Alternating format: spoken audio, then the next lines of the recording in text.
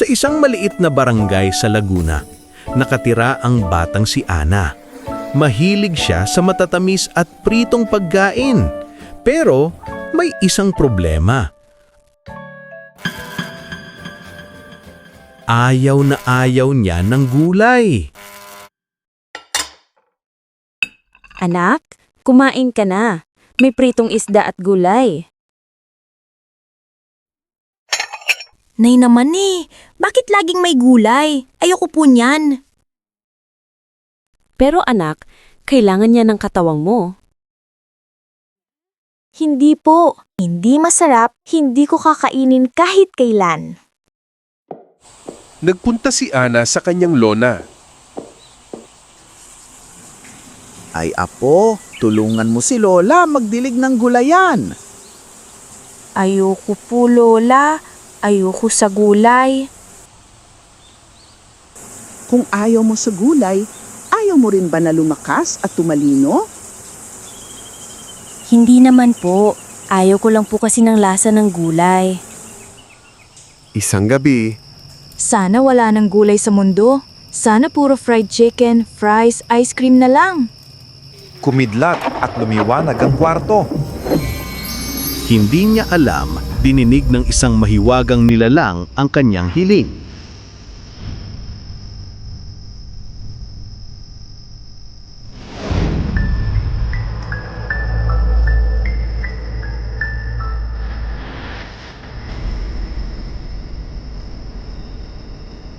Nasaan na kaya po?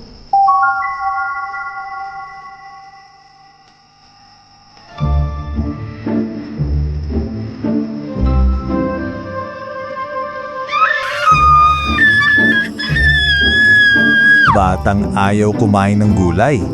Ikaw si Ana. Ako po? O bakit po ako nandito? Ipinatawag ka namin dahil nagbabantang kapahamakan sa mundo kapag naglaho ang gulay.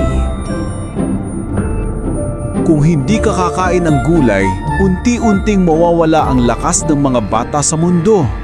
Ginawa kami para tulungan kayo.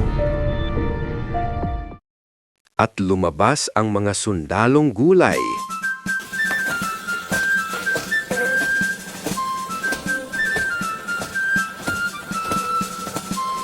Ako si Caron, tagapagbigay ng malinaw na paningin. Ako si Broco, tagapagpalakas ng katawan. Ako si Okru, tagapaglinis ng katawan. Ako si Pechi, tagapagbigay ng sigla. Gulay na buhay? Tama, at kailangan mo kaming tulungan. May isang lugar sa Gulay Kingdom kung saan nawawala ang kulay. Ito ang Dark Zone. Anong nangyari dito?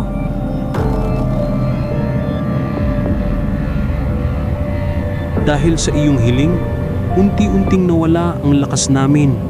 Kapag hindi nagbago ang isip mo, mawawala kami. Hindi ko alam. Nakakasama pala ang sinabi ko. Ana, tingnan mo ito. Ipinakita sa kanya ang mga bata sa tunay na mundo. Mahihina, walang gana, madalas magkasakit. Hala? Sila ba yan? Ako ang may kasalanan? Hindi pa huli ang lahat, Ana.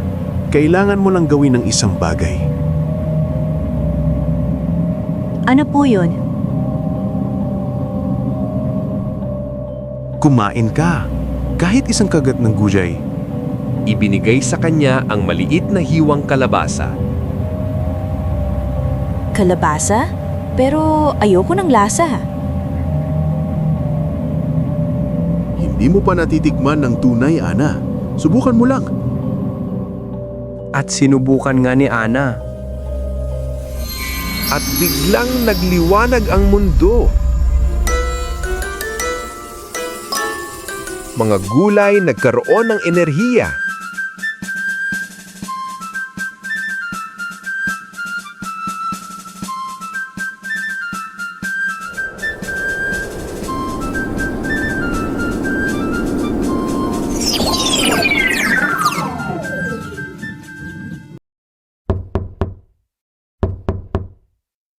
Anak, gising na. Pinagluto kita ng itlog, kanin at gulay.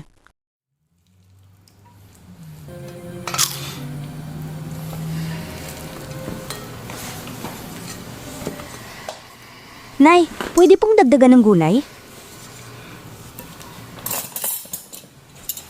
Ha? Ikaw ba si Ana? Aba, milagro!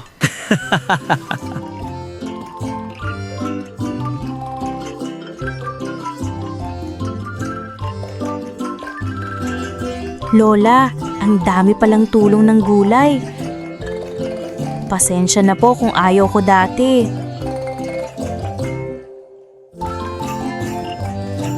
At natutunan ni Ana na ang gulay ay hindi kalaban, ito'y kaibigan. Tumutulong sila para lumakas ang katawan, maging masigla, at maging malusog ang buhay. Huwag basta humusga sa pagkain, subukan muna dahil ang tunay na lakas ay nagmumula sa pagkain na mabuti para sa ating katawan.